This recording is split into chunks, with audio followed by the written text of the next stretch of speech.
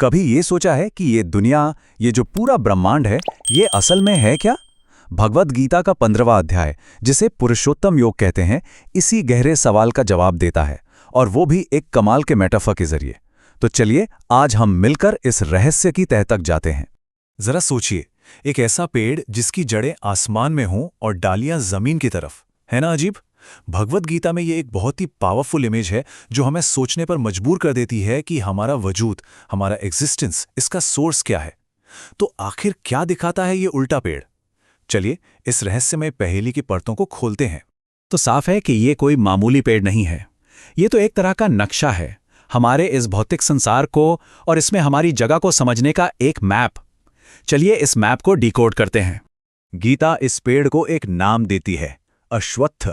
पता है इसका मतलब क्या है? अश्वत्थ मतलब जो कल तक भी ना रहे, यानी जो हमेशा बदलता रहता है, जो टेम्परेरी है। अब देखिए, इसकी जड़ें ऊपर हैं परमात्मा में, और इसकी शाखाएं नीचे इस फिजिकल वर्ल्ड में फैली हुई हैं।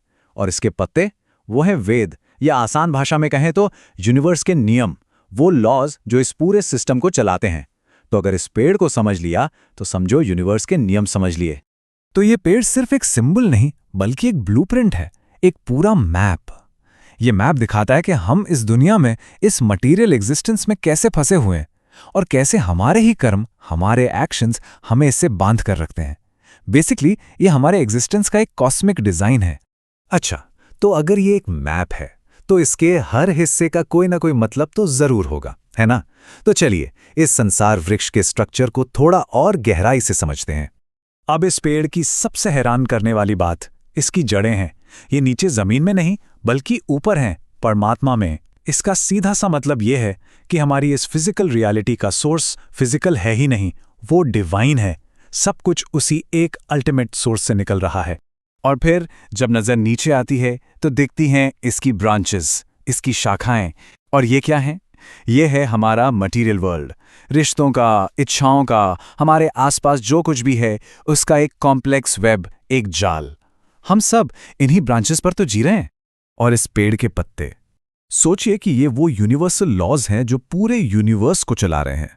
जैसे लॉ ऑफ कर्मा, कि हर एक्शन का एक रिएक्शन होता है। यही नियम इस पूरे संसार वृक्ष को सस्टेन करते हैं, इसको जिंदा रखते हैं। अब यहां पर बात और भी इंटरेस्टिंग हो जाती है। देखिए, इस पेड़ की ब्रांचेस को नरिशमेंट कहां से मिलता है? प्रकृति के 3 गुणों से, सत्व यानी गुडनेस, रजस यानी पैशन एंड एक्शन, और तमस यानी इग्नोरेंस। हमारी सेंसेस, आंख, कान, नाक, ये सब नई नई कोपलों जैसी हैं। और सबसे जरूरी बात, हमारे कर्म, हमारे एक्शंस, वो नई जड़ें बनाते जाते हैं जो हमें इस दुनिया से और भी कसके, और भी मजबूती से बांध देती हैं। ठीक है, तो अब हमने ये मैप तो समझ लिया कि हम फंसे कैसे हैं, मगर सवाल यह है कि क्या इस जाल से निकलने का कोई रास्ता है? बिल्कुल है, और गीता बताती है कि वो रास्ता बड़ा ही पावरफुल है। और वो रास्ता है अनासक्ति का। अब इसका मतलब ये बिल्कुल नहीं कि काम करना छोड़ दो, नहीं। इसका मतलब है कि जो भी काम कर रहे हैं उसके रिजल्ट से, उसके फल से जुड़ो मत। अपने हिस्से का काम पूरी डेडिकेशन से करो, रिजल्ट की टेंशन लिए बिना। यही वो वेपन है, वो शस्त्र है जो इस बंधन को काट सकता है। गीता में साफ साफ कहा गया है कि इस मजबूती से जमे हुए पेड़ को काटने के लिए एक ही अस्त्र है, अनासक्ति की तेज कुल्हाड़ी। ये एक पावरफुल कॉल टू एक्शन है, अपने अटैचमेंट को तोड़ने के लिए और खुद को इन वर्ल्डली डिजायर्स के साइकिल से आजाद करने के लिए। ठीक है, मान लिया कि पेड़ को काट दिया, लेकिन उसके बाद क्या? इसके पार क्या है? वो अल्टीमेट डेस्टिनेशन कौन सा है जहां पहुंचने के बाद कोई लौट कर नहीं आता? चलिए गीता में उसकी एक झलक देखते हैं। ये जो परम धाम है, ये इस मटेरियल वर्ल्ड के रूल्स से बिल्कुल परे है। इसे रोशन करने के लिए ना तो सूरज की जरूरत है, ना चांद की, ना आंख की। क्यों?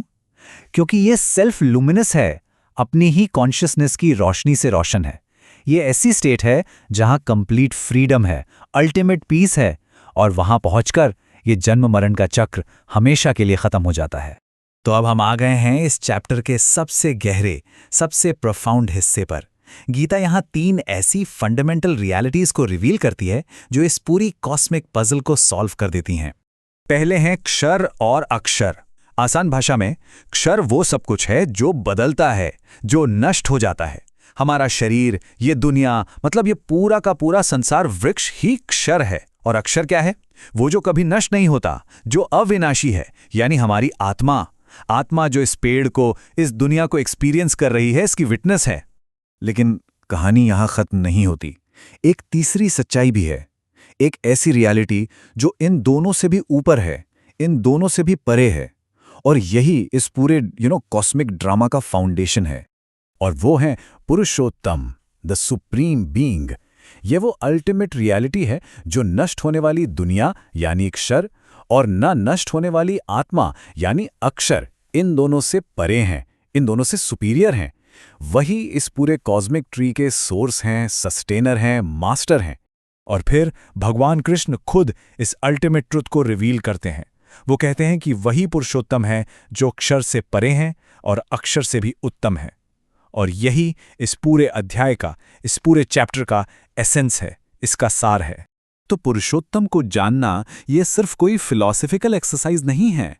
गीता के मुताबिक ये अल्टीमेट नॉलेज है, परम ज्ञान है, एक ऐसी समझ जो हर चीज को देखने का नजरिया ही बदल दे। और इस ज्ञान का फायदा क्या है? इसका रिजल्ट क्या है? भगवद गीता प्रॉमिस करती है कि जो इस रहस्य को, इस गुप्त ज्ञान को समझ लेता है, वो सच में बुद्धिमान हो जाता है। वो अपने कर्मों के बंधन से मुक्त हो जाता है। क्यों?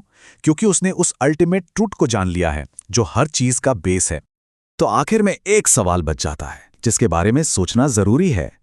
अगर इस दुनिया को एक ऐसे उल्टे पेड़ की तरह देखा जाए जिसके हम सब एक छोटा सा हिस्सा हैं, लेकिन जिसका असली सोर्स कहीं और है, तो सोचिए लाइफ को लेकर, अपने कर्मों को लेकर और आखिर में मुक्ति को लेकर हमारा नजरिया कितना बदल सकता है।